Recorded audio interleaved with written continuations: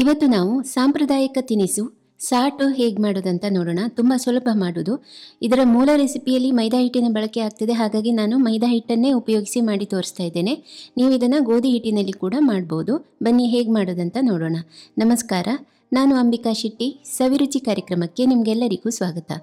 ಮೊದಲು ನಾವು ತುಪ್ಪನ ಸ್ವಲ್ಪ ಬಿಸಿ ಮಾಡ್ಕೊಳ್ಬೇಕು. ತುಂಬ ಅದನ್ನು ಕುದಿಸೋದೇನು ಬೇಡ, ಅದು ಸ್ವಲ್ಪ ಕರಗಿ ಸ್ವಲ್ಪ ಬೆಚ್ಚಗಾಗಬೇಕು.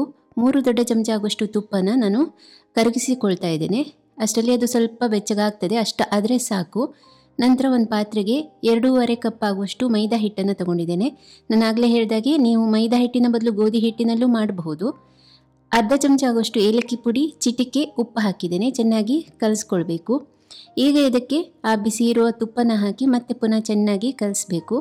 ಸರಿಯಾಗಿ ತುಪ್ಪ ಹಾಕಿದ ಮೇಲೆ ಚೆನ್ನಾಗಿ ಕಲಸಿ ಆದ ಮೇಲೆ ಇದಕ್ಕೆ ನೀರು ಹಾಕಿ ನಾವು ಕಲಿಸ್ಬೇಕು. ಇದು ಹಿಟ್ಟು ನಾವು ಕಲಿಸುವಾಗ ಸ್ವಲ್ಪ ಗಟ್ಟಿಯಾಗಿ ಕಲಿಸ್ಬೇಕು. ಪದರವಾಗಿ ಬರಬೇಕು ಸಾಟು. ತುಂಬ ಮೆತ್ತಗೆ ಕಲಿಸುವಂಥದ್ದಲ್ಲ, ಆದರೆ ಅದಕ್ಕೂ ಮುಂಚೆ ತುಪ್ಪ ಹಾಕಿ ಚೆನ್ನಾಗಿ ಹೀಗೆ ಕಲಿಸ್ಬೇಕು. ಅದನ್ನು ನಾವು ಕಲಸಿ ಆದಮೇಲೆ ಕೈಯಲ್ಲಿ ಹೀಗೆ ಇಟ್ಟು ನೋಡಿ, ಹೀಗೆ ಒತ್ತಿದರೆ ಅದು ಶೇಪ್ ಹಾಗೆ ಇಟ್ಕೊಳ್ಬೇಕು.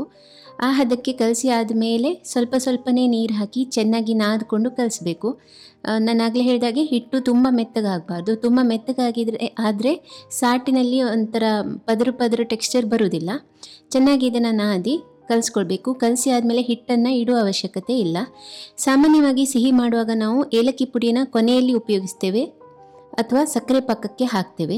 ನೋಡಿ, ಹಿಟ್ಟು ಈ ರೀತಿ ಇರಬೇಕು. ಆದರೆ ಇಲ್ಲಿ ನಾನು ಹಿಟ್ಟು ಕಲಿಸುವಾಗನೇ ಏಲಕ್ಕಿ ಪುಡಿ ಹಾಕಿದ್ದೇನೆ. ಯಾಕೆ ಅಂತ ಹೇಳಿದರೆ, ನಾವು ಸಕ್ಕರೆ ಪಾಕ 2 ಎಳೆ ಪಾಕ ಮಾಡ್ತೇವೆ, ಅಂದರೆ ತುಂಬ ದಪ್ಪ ಆಗೋ ತನಕ ಕುದಿಸ್ತೇವೆ. ಆಗ ಅದರಲ್ಲಿ ನಾವು ಏಲಕ್ಕಿ ಪುಡಿ ಹಾಕಿ ಕಲಿಸ್ಲಿಕ್ಕೆ ಸರಿಯಾಗೋದಿಲ್ಲ. ಹಾಗಾಗಿ ನಂತರ ಮಾಡಿಟ್ಟ ಹಿಟ್ಟಿನಿಂದ ಹಿಟ್ಟನ್ನು ಹಾಗೆ ಇಡೋದೇನು ಬೇಡ. 10-15 ನಿಮಿಷ ಎಲ್ಲ ತಕ್ಷಣ ಸ್ಟಾರ್ಟ್ ಮಾಡ್ಬೋದು.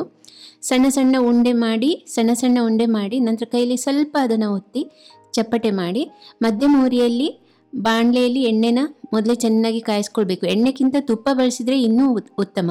ನಾನಿಲ್ಲಿ ಎಣ್ಣೆಲೇ ಮಾಡ್ತಾ ಇರೋದು. ಬಿಸಿ ಎಣ್ಣೆಗೆ ಹಾಕಿ ಮಧ್ಯಮ ಉರಿಯಲ್ಲಿ ಚೆನ್ನಾಗಿ ಅದನ್ನು ಕಂದು ಬಣ್ಣಕ್ಕೆ ಬರೋ ತನಕ ಕರೆದು ತೆಗಿಬೇಕು. ಅದನ್ನು ತೆಗೆದಿಟ್ಟಿದ್ದೇನೆ. ಅದು ಸ್ವಲ್ಪ ತಣಿಲಿ. ಸಕ್ಕರೆ ಪಾಕಕ್ಕೆ 2 ಕಪ್ ಸಕ್ಕರೆ ಹಾಕಿದರೆ 1 ಕಪ್ ನೀರು ಹಾಕಬೇಕು. ಮಧ್ಯಮ ಉರಿಯಲ್ಲಿ ಇದನ್ನು ಕುದಿಸಬೇಕು.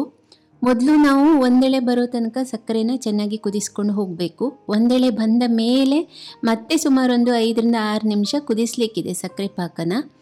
ಆಗಲೇ ನಮಗೆ ಅದು ಇಲ್ಲಿ ಉದ್ದೇಶ ಏನಂತೇಳಿದರೆ, ಸಕ್ಕರೆ ಪಾಕದ ಕೋಟಿಂಗ್ ಸಾಟಿನ ಮೇಲೆ ಹಾಕ್ತೇವೆ ವಿನ ನಾವು. ಇದು ನೋಡಿ, ಒಂದೆಳೆ ಪಾಕ ಬಂದಿದೆ. ಈಗ ಇದು ಒಂದೆಳೆ ಪಾಕ. ಇಲ್ಲಿಗೆ ನಾವು ನಿಲ್ಲಿಸ್ಲಿಕ್ಕಿಲ್ಲ ಕುದಿಸೋದನ್ನು. ಮತ್ತೆ ಒಂದು 5-6 ನಿಮಿಷ ಕುದಿಸ್ಲಿಕ್ಕಿದೆ. ನಾನು ಆಗಲೇ ಹೇಳಿದಾಗೆ ಸಕ್ಕರೆ ಪಾಕನ ಇಷ್ಟು ಕುದಿಸೋದು ಯಾಕೆ ಅಂತ ಹೇಳಿದರೆ, ಆ ಸಾಟು ಸಕ್ಕರೆ ಪಾಕನ ಹೀರ್ಕೊಳ್ಳೋದಿಲ್ಲ. ಸಕ್ಕರೆ ಪಾಕ ಸಾಟಿನ ಮೇಲ್ಗಡೆ ಕೋಟಿಂಗ್ ಆಗ್ತದೆ. ಹಾಗಾಗಿ ಈ ಸಕ್ಕರೆ ಪಾಕ ಸ್ವಲ್ಪ ದಪ್ಪ ಇರಬೇಕು. ಉರಿನ ನಿಲ್ಲಿಸಿದ್ದೇನೆ. ಸಾಟುಗಳನ್ನೆಲ್ಲ ಸಕ್ಕರೆ ಪಾಕದೊಳಗೆ ಹಾಕಿದ್ದೇನೆ. ಚೆನ್ನಾಗಿ 2 ಕಡೆ ಅದಕ್ಕೆ ಕೋಟಿಂಗ್ ಕೊಡಬೇಕು. ಇದರಲ್ಲಿ ಒಳಗಡೆ ಸಕ್ಕರೆನ ಇದು ಹೀರ್ಕೊಳ್ಳೋದಿಲ್ಲ. ಮೇಲ್ ಪದರದಲ್ಲಿ ಸರಿಯಾಗಿ ಸಕ್ಕರೆ ಕೋಟಿಂಗ್ ಆಗಬೇಕು. ಅದನ್ನು ಒಂದು ತಟ್ಟೆ ಮೇಲೆ ನೀವು ಹಾಗೆ ಇಡ್ಬೋದು. ನಾನಿಲ್ಲಿ ಒಂದು ಟ್ರೇ ಮೇಲೆ ಪಾರ್ಚ್ಮೆಂಟ್ ಪೇಪರ್, ಅಂದರೆ ಕೇಕ್ ಟಿನ್ನಿಗೆ ಹಾಕ್ತೇವಲ್ಲ, ಅದನ್ನು ತುಪ್ಪ ಸವರಿ ಅದರ ಮೇಲ್ಗಡೆ ಸಾಟುಗಳನ್ನೆಲ್ಲ ಹೀಗೆ ಇಟ್ಟಿದ್ದೇನೆ. ಮೇಲ್ಗಡೆ ಮತ್ತೆ ಸ್ವಲ್ಪ ಸಕ್ಕರೆ ಸಿರಪ್ ಉಳಿದಿರೋದನ್ನು ಮೇಲ್ಗಡೆ ಹೀಗೆ ಹಾಕ್ಕೊಳ್ತಾ ಇದ್ದೇನೆ. ಇದು ಭಾಳ ಬೇಗ ರೂಮ್ ಟೆಂಪ್ರೇಚರ್ನಲ್ಲಿ ಹೀಗೆ ಇಟ್ಟು ಕೂಡಲೇ ಅದು ಗಟ್ಟಿ ಆಗ್ತದೆ ಸಕ್ಕರೆ ಪಾಕ. ಬೆಳ್ಳಗೆ ಒಂದು ಕೋಟಿಂಗ್ ಇರ್ತದೆ ಸಾಟಿನ ಸುತ್ತ.